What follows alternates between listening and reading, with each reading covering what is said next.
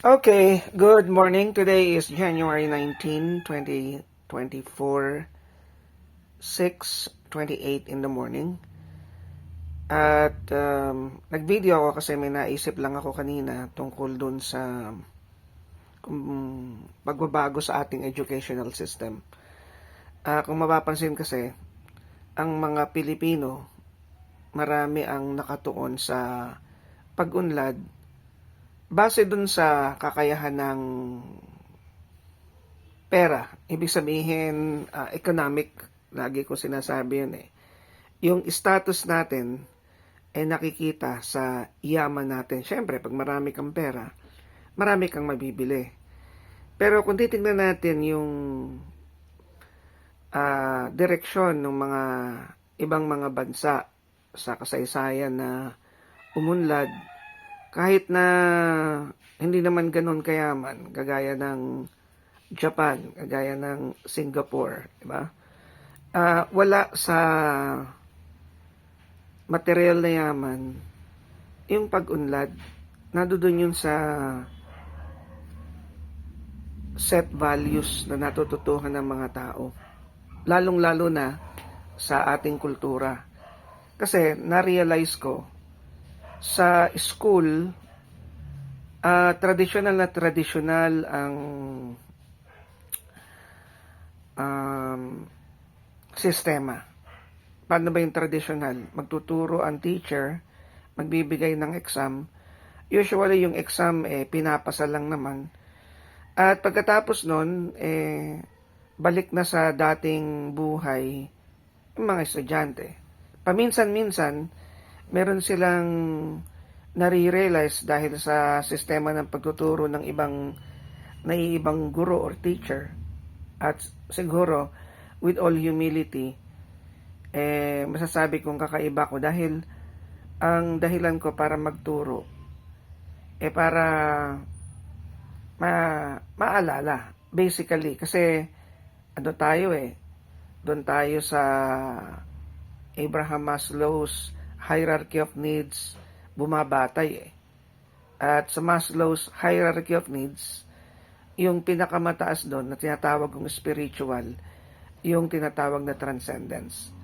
Sa youth encounter naman, yun yung posisyon na tinatawag nating giving. At in general, kung papansinin natin, ang konsepto ng halaga, yung kahalagahan natin sa buhay, may halaga tayo pag mayroon pa tayong naibibigay. Very simple yan. At ano naman yung kaya nating ibigay kung hindi yung buhay natin, yung sarili natin. Pero, hindi natin maibibigay yung sarili natin kung wala tayo nun. Buhay nga tayo. Anong meron tayo? So, ang ilang tao na bibiyayaan ng mga tinatawag nating talents, pagkanta, dexterity, aptitude for art, some intellectual, artistic, or skills.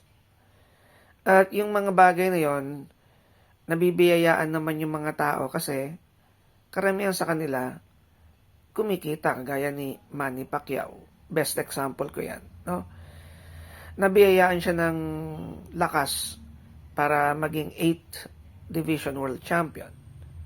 Pero makikita natin na hindi sapat para sa kanya yon. Yung bang, para siyang inspirasyon na yung pera niya, ginamit niya para makuha yung mga gusto niya. Sa Maslow's hierarchy of needs, yun yung tinatawag nating self-actualization. Pero eventually, gaya nga nasabi ni Danny Javier sa kanta niyang lahat tayo mamamatay. Pero pansinin niyo, lahat din ng tao gustong maalala bago mamatay. So, anong ginagawa natin para tayo maalala? Di, syempre, binibigay natin yung sarili natin sa magaling kumanta, maganda boses, kakanta. Sa magaling magbasketball, magbabasketball. Pero hindi lahat kumikita doon.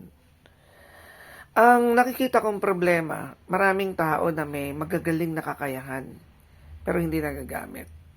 Kumbaga sa economics, meron kang napakaraming produkto sa isang lugar na kailangan naman sa ibang lugar. Pero ang problema, gaya nung nito lang huli, yung repolyo. Napakaraming nasayang na repolyo. Di ba? Dahil walang bumibili, hindi na i-distribute dun sa mga nangangailangan. Kung halimbawa, yung gobyerno natin, kinuha yung repolyo, dinala dun sa mga lugar na nangangailangan ng pagkain. Di ba, common sense naman, kaysa titatapon mo lang repolyo. Kasi mabubulok na eh. Pero yung ibang tao, kahit na yung pagkain, ilang araw nyo dyan sa refrigerator, kagaya ko, nagluluto ako ng adobo. Hanggat hindi yan panis, kakainin ko yan, tinatabi natin yan eh. Isang aspeto ng mga tao na itatabi mo yung isang bagay kahit hindi mo kailangan, kasi in the future, baka mo kailanganin. Example ko nga dyan, martilyo. May mga bahay na, syempre may martilyo, dahil pag kailangan mo, magagamit mo. At ang mga tao, pampapansin ninyo, maraming binibili mga bagay-bagay na hindi naman kailangan, pero tinatabi. Ganon din sana tayo sa ating mindset. Kasi, ang pwede lang natin kayang ibigay yung ating sarili. Paano mangyayari yun? Yung si Jesus, naghanap siya ng mga nangangailangan. So, during the time na kailangan ng tao, halimbawa, kagalingan sa sakit, so gagaling siya. Kailangan ng tao ng pagkain, so nagmultiply siya ng bread and wine. At milagro ang tawag doon. Pero sa atin, pwede din naman tayong gumawa nun eh. Diba? Paano yun? Hindi naman natin gagawin yun araw-araw. Pero pag may opportunity tayo, ginagawa natin. Kaya lang, naisip ko, ano yan eh, kultura. Kumbaga sa tao, habit eh.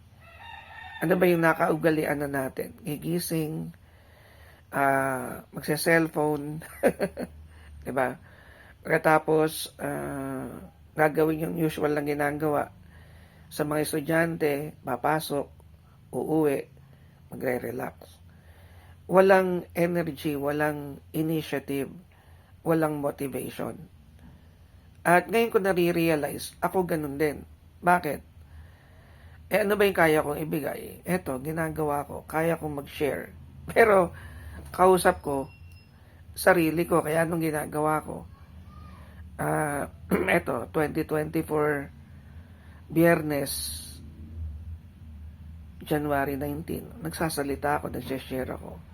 Pero pag nasa eskwelahan ako, buhay ako. At kahapon, napakaganda nung karanasan ko kasi meron kaming bagong dean, si Dean Dorothy Abo ng Education. At nag-observe siya sa klase ko. Kaya nag-iisip naman ako, paano kaya ako makakapag-impress? Kasi syempre, mag-observe yun eh. Pero na-realize ko, nung bata pa ako, nung nasa Colegio San Agustin pa lang ako, ang motivation mo para pag ikaw obserbahan ng isang administrator, yung makapasa. Yun lang, makalusot. At ang focus ko, magpa-impress. Sabi ko, hindi na kailangan yun eh. Bakit? Kasi, hindi na ako kailangan magpa-impress. Ang kailangan ko magturo. At dahil doon nakafocus ang attention ko, ang naging resulta, yung normal na ginagawa ko. At ang masaya, yung normal na ginagawa ko. Amazing dun sa dean.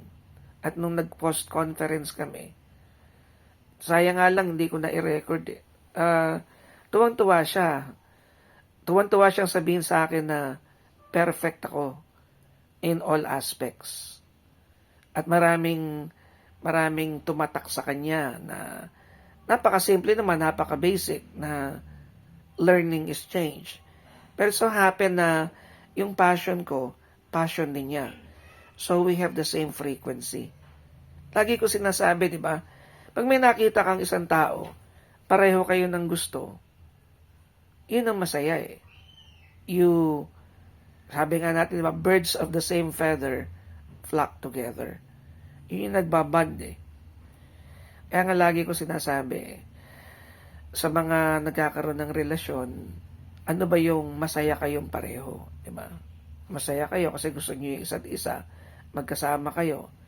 Tapos masaya ka kasi yung jowa mo, either gwapo pag babae, or maganda pag lalaki. Pagka LGBT, minahal ka kahit na ganyan ka. So, bottom line, pag na-recognize ka ng mga tao, dahil sa iyo, yung pagkatao mo, mas masaya ka. At paano naman malalaman ng tao kung sino ka?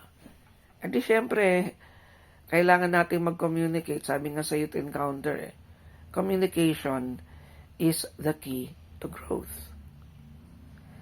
Sa dami ng natutuhan ko, ang naiisip ko siguro, meron pa akong paglalagyan. Sana hindi ko pa oras. Dahil pag nagampanan ko na yung dapat kong magampanan, siguro ayos na yun eh.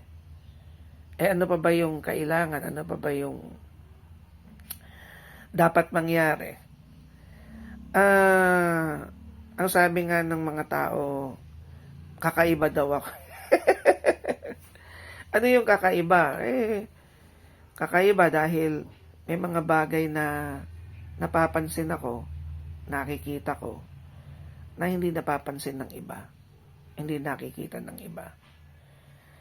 Ang halimbawa dito, hindi nakikita ng iba yung kalagayan ng ibang tao at kalagayan nila. Kasi nakafocus sila sa gusto nila eh. Eto, kagaya nung isang kaibigan ko na humingi ng payo sa akin kasi ibinigay niya yung lahat ng pwede niyang ibigay dahil mahal niya yung tao. Pero yung tao, yung gusto niya sa tao, hindi maibigay ng tao. So, napakasimple lang. Hindi maibigay ng tao dahil may mga problema, may mga dahilan. Pero, masasaktan ka kasi meron kang inaasahan eh. Pag yung inaasahan mo, hindi mo nakuha, definitely masasaktan ka. Ay nasaan ngayon yung dapat mong gawin? Magtitiis ka ba o iiwanan mo? Choices na yon eh. Ngayon, kung iiwanan mo, choice mo yon. Pero ang pamantayan ko yan, si Jesus. Bakit? Diba? Sabi nga dun sa footprints in the sand eh, I will never leave you. During the time of suffering, when you only saw what? One set of footprints in the sand, that is when I carried you.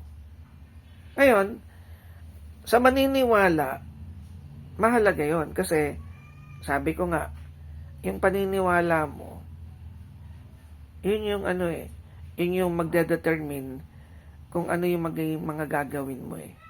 Naniwala kang may Diyos, so nagtitiis ka. Naniwala kang mahal ka, so magmamahal ka rin. Pero yung konsepto mo ng pagmamahal, paano yun? Yung pagmamahal ba kasi may nakukuha ka?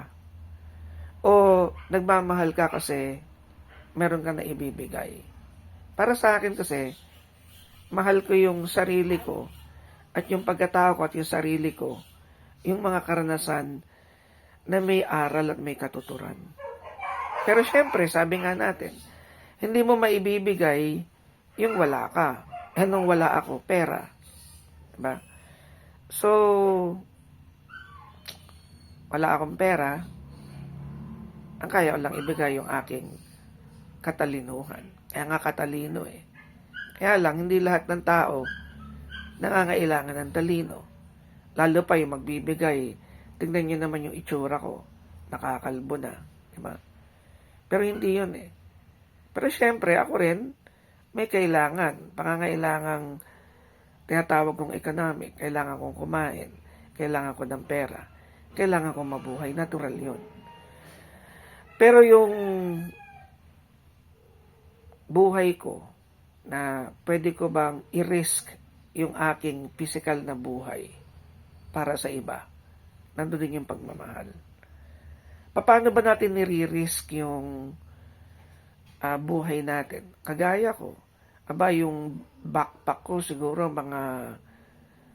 kung mga 5 kilo lang sobra pa. Pero tuwing papasok ako, dala-dala ko yun. Dahil nandoon yung aking laptop, speaker, cables, mabigat siya, bottom line. Pero hindi ko alintana yung bigat Pag umuwi nga ako, sumasabit pa ako sa jeep Kasi masaya ka kapag nakakapagbigay ka. Yun ang punto. Ngayon, pag nakakapagbigay ka at nagkakaroon ka ng biyaya, yung biyaya, bonus na yon.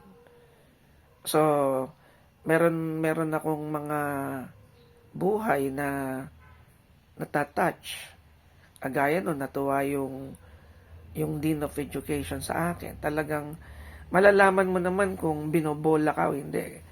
Pero yun, natural na natural Nangihinaya nga lang ako, hindi ko siya na-i-record. Yun yung mga tinatawag kong moments and memories. Kaya siguro, yung body cam ko, gagamitin ko na para makapture ko yung moments na masaya. Tapos, maaalala natin, yun ang gusto naman natin, di ba? Yung maaalala yung mga panahong nagpaligaya sa atin nung araw. Sabi ni Rico Puno, kagaya nung first love mo, di ba? Naalala mo pa ba? Pero yung punto ko, kailangan ko ng pera pero hindi yun ang motivation ko. Nagme-networking ako, Synergia. Pero usapan namin, magbibigay ako seminar. Kasi ang punto ko mag-share hindi kumuha. Ang nangihinayang ako, yung mga tao sa networking, nasa level sila ng economic kailangan nilang yumaman Ang tanong, kailangan ko bang yumaman? Para kanino? Para sa anak ko, sa apo ko? Wala nga ako maibigay dahil nga ako nga mahirap Ang nakakapanghinayang lang, nakakalungkot. Etong pwede kong ibigay bilang guro, hindi ko maibigay sa kanila. Bakit? Iba yung level yung sinasabi ko Kailangan nila pera at kaya kong ibigay payo, hindi sila makikinig. Diba? Ito pa isa. Kailangan mo jowa. Magaling din naman ako magmahal. Kailangan ko rin magjowa. Diba? Pero, may preference pa rin ako, diba? Siyempre, ganun yun Siyempre, preference natin, pareho tayong nag-e-enjoy sa mga bagay na natural na ini-enjoy natin. Ako, nag-e-enjoy ako sa pagtuturo. Yan ang kaya kong ibigay. Ngayon, may mga bagay na physical. One example, kakain kayo, manonood kayo ng sine. And then, syempre, meron kayong tinatawag na intimate moments. Pero yung sine, yung intimate moments, padandalian lang yun Diba? Pagkatapos nun, to each his own. Meron tayong space Pero, minsan doon nagkakatalo. Minsan, gusto mo magpahinga, pero yung isa ayaw magpahinga. Gusto paulit-ulit yung ginagawa niyong masaya kasi masaya siya yun. Diba? Bawa ako, paulit-ulit na gusto ko nagtuturo. Magsasawa yung magsasawa yung makikinig sa akin. Lalo pa, hindi kailangan yung sineshare ko. Diba? So, kailangan may motivating factor. At ano yung motivating factor? Sa mga estudyante, grades. Sa networking, pera. Sa magjowa, siguro, intimacy. Pero, pwede yung lumalim. Diba? Meron tayong tinatawag na friends with benefit. Ang tawag ko doon, exchange At ganun ang kalakaran sa mundo. Bibigyan mo ng pera, makukuha mo yung produkto.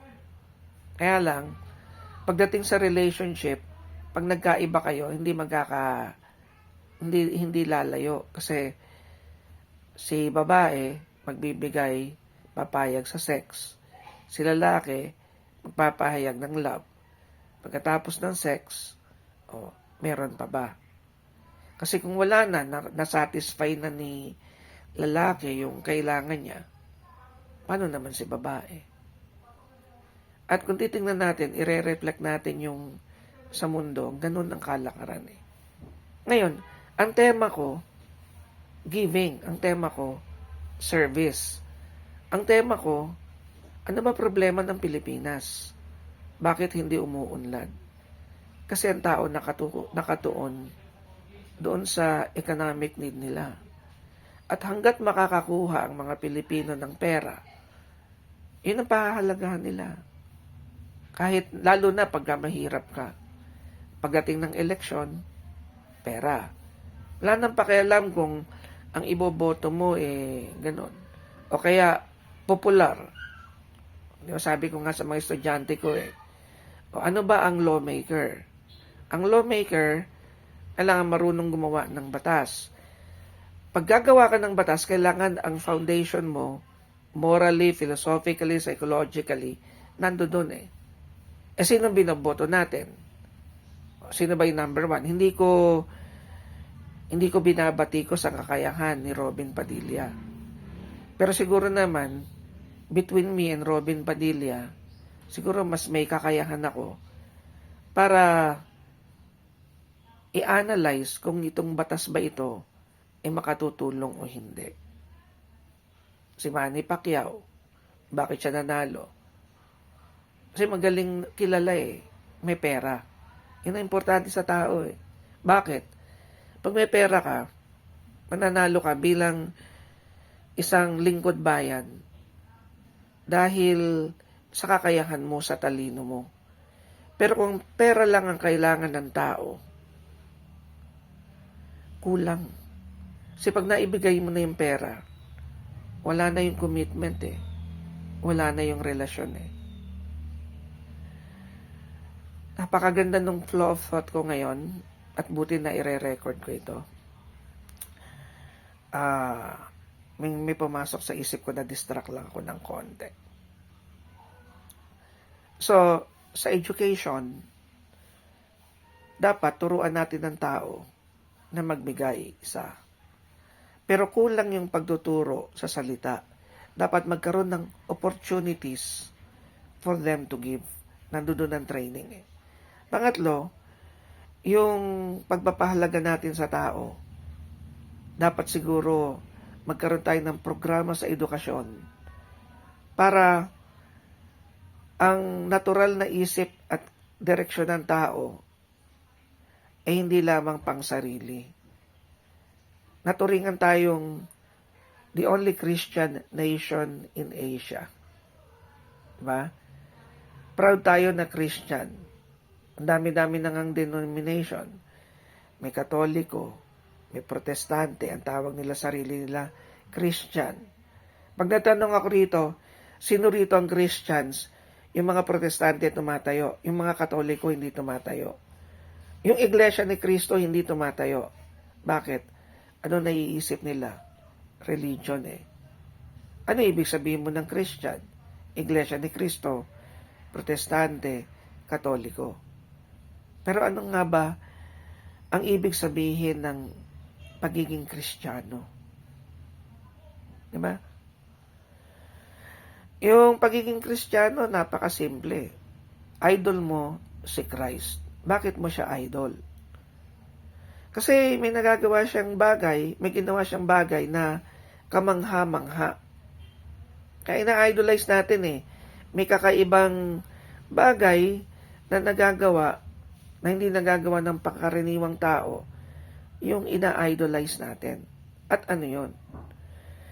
Si Christ, ang ginawa lang naman niya, na alam na natin lahat, ibinigay niya yung buhay niya para meron tayong buhay.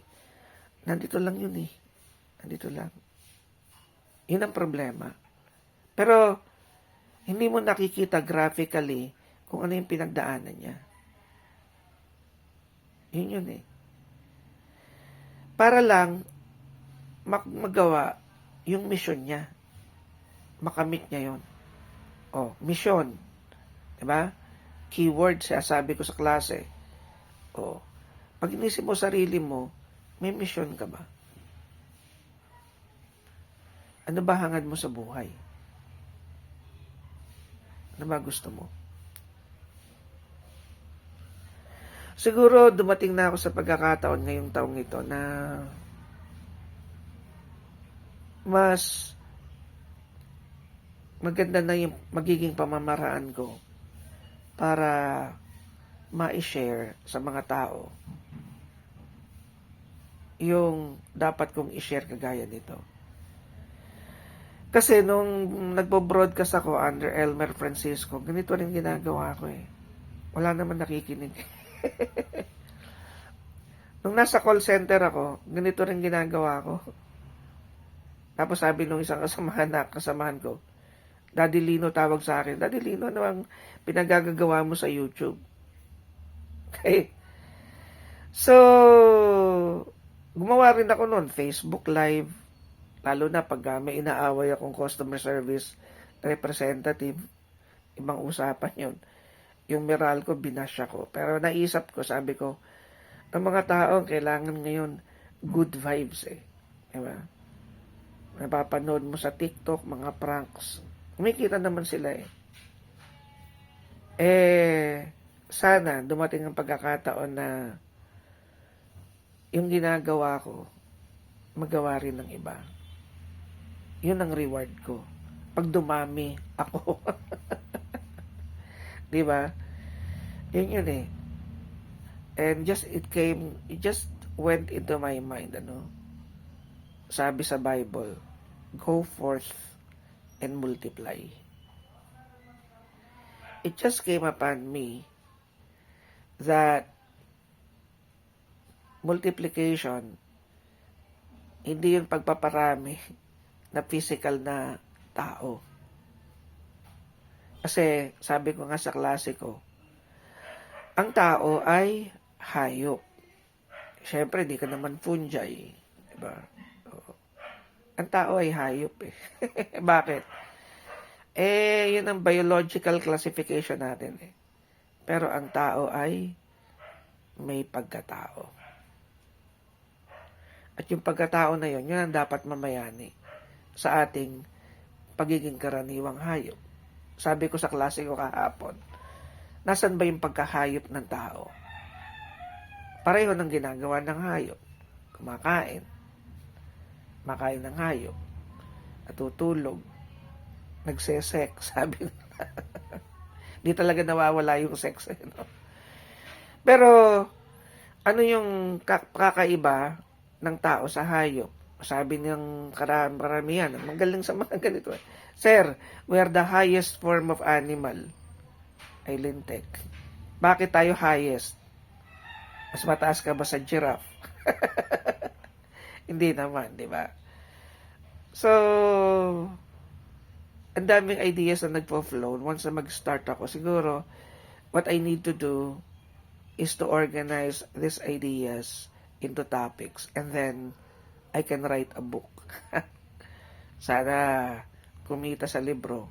Isipin mo, yung gusto mong gawin, nagagawa mo, kumikita ka pa. At kapag kumita ka, maging popular ka, maging sikat ka, edi maaalala ka na. At yun naman ang gusto nating malaman eh. Yung maalala tayo. So, dami, ganda ng mga insights ko ngayon. January 19, 2024. At bakasyon, isang linggo na lang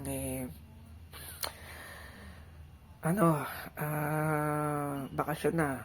Isang linggo, exam, tapos gawaan ng grades, tapos bakasyon na. Pero I am excited to look forward into creating an education. Masaya ako kasi meron isang tao na ron na at least nagkakilala kami. Si Dorothy Abo, yung bagong din. At sana, dun sa naramdaman niyang natuwa siya sa akin, magkaroon pa ng moments na pareho kaming mag-workout for the improvement of education. Pwedeng umpisahan kasi yun sa school namin eh. At napakalawak niyan. Pero it starts with a seed. Plant mo yung seed. Pag tumubo, alagaan mo. Hindi mo pa yan papakinabangan. Alagaan mo hanggang maging puno, hanggang magkaroon ng bunga. Pag namunga na, marami nang makikinabang. Pero doon sa bunga na yun, pansinin nyo, ang dami pa ring seeds. And that's how things multiply. Ito si Sir Cat, 30 minutes. Pwede na yun. Okay, good morning. 7:00 na.